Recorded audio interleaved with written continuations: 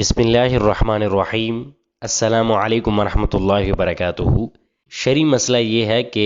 دوران نماز ناک سے بہنے والا پانی صاف کرنا کیسا ہے، اس سے نماز فاسد ہوگی یا نہیں۔ اگر نماز کے دوران کسی شخص کی ناک سے پانی بہے تو اسے عمل قلیل سے پونچھ لینا زمین پر گرنے سے بہتر ہے، یعنی ہاتھ سے صاف کر لے، اور اگر مسجد میں ایسا ہو تو پونچھ لینا ضروری ہے، یعنی کہ وہ مسجد میں نماز پڑھ رہا ہے تو اس وقت لازم ہے کہ وہ ضرور مسجد کے طہارت کا لحاظ کرتے ہوئے اس کو پونچھ لے اس وقت، جیسا کہ فتاوی عالمگیر میں ہے کہ ظہر من انفہ ظنین فی الصلاۃ فمسحہ اولی من ان یقطر منہ علی الارض،